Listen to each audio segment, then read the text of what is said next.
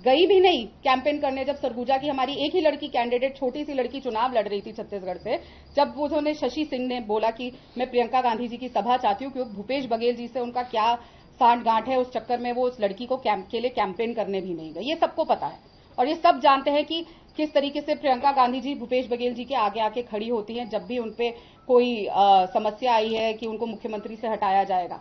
लेकिन यही तो सवाल है ना, जब उनको मुख्यमंत्री पद से हटाया जाता है तो प्रियंका गांधी जी आगे आके खड़ी हो जाती है। लेकिन लड़की हूं, लड़ सकती हूं, वो लड़की उनकी पार्टी की जो एआईसीसी ऑफिस बेरर है, जब उसे कमरे में बंद कर दिया जाता है तो भूपेश बघेल के आगे आके प्रियंका गांधी जी खड़ी नहीं होती। भूपेश बघेल के आगे आके खड़े होकर राहुल गांधी जी खड़े नहीं होते, क्योंकि मैं राम जी के ननिहाल होके आई हूं, मैं राम जी के अयोध्या धाम होके आई हूं, तो सबसे ज्यादा उनको मुझसे घृणा हो गई। मैम, आपने अभी कहा कि जो रूम में 2 आदमी थे वो मुस्लिम थे, आपको ये कैसे पता लगा कि वो 2 मुस्लिम थे? नहीं, अभी नहीं, मैंने कहा कि वो बाद में लेकर आए हैं 2 और लोगों को, वहां पे सिर्फ 3 लोग थे।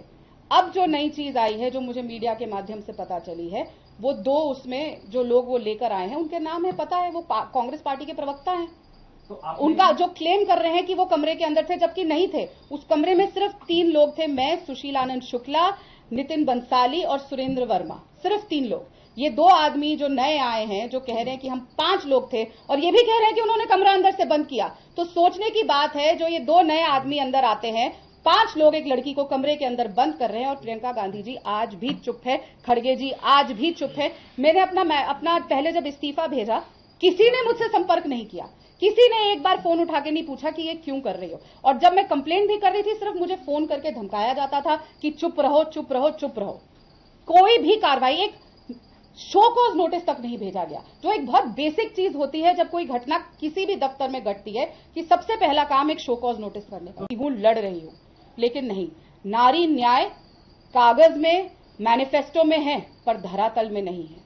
लड़की हूं, लड़ सकती हूं, बातें हैं, पर अपने ही घर की लड़कियों को पिटवाने का काम किया जाता है, अपनी ही घर की लड़कियों को बंद करने का काम किया जाता है कमरे में। वो क्या मंशा थी, मैं आज तक नहीं समझ पाई हूं कि मुझे क्यों 3 आदमियों ने कमरे में बंद कर दिया। क्या राम भक्त होने की इतनी बड़ी सजा दी जाएगी मुझे, कि राम जलल्ला के दर्शन करने की इतनी बड़ी सजा दी जाएगी मुझे, कि जब मैं न्याय मांगूंगी मेरे साथ न्याय नहीं होगा, और इस षड्यंत्र के तहत मुझे इस तरीके से पार्टी से निकालने की कोशिश करी जाएगी। क्योंकि लगातार देखते आए हैं, जब जब महिला के साथ अन्याय होता है, दोनों समय, अगर आप राम मंदिर जाएंगे, आप रामलल्ला का नाम लेंगे, आप पार्टी में हिंदू सामने आएंगे कि आप हिंदू हैं, आप मंदिर जाएंगे तो आपको पार्टी से निकाल दिया जाएगा या टॉर्चर किया जाएगा, आप खुद पार्टी छोड़ दें। या महिला के साथ जब उत्पीड़न होगा, महिला के साथ ऐसी घटनाएं होंगी, ऐसा दुर्व्यवहार होगा, ऐसा दुष्कर्म होगा, तो या तो उसको मजबूर कर दिया जाएगा कि वो पार्टी छोड़ दे, या पार्टी से निकाल दिया जाएगा। लेकिन मेरी जंग जारी रहेगी। लड़की हूं, लड़ रही हूं, ये सिर्फ एक नारा मेरे लिए नहीं है। मैं न्याय के लिए हमेशा से 22 साल एक इंसान, 17 साल की उम्र से मैं इस पार्टी से, इस विचारधारा से जुड़ी हूं, और ये सोचते हुए कि ये संविधान के रक्षक है। लगातार हमें ये बोला जाता था, हमारे स्ट्रैटेजिक ग्रुप में हमें सिखाया जाता था, जो हमारे प्रवक्ताओं का स्ट्रैटेजिक ग्रुप है, पिछले 1.5 महीने से एक ही बात कही जा रही थी कि हर चीज को आप घेर के संविधान पे लेकर आओ।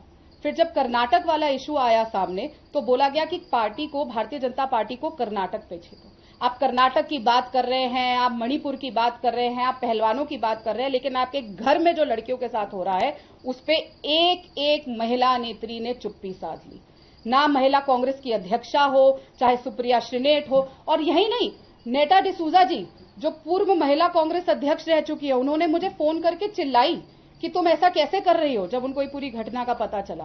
और इतना चिल्लाई और बोला कि घर में शादी होती है, ऐसी कोई घटना हो जाती है तो उसके बाद घर में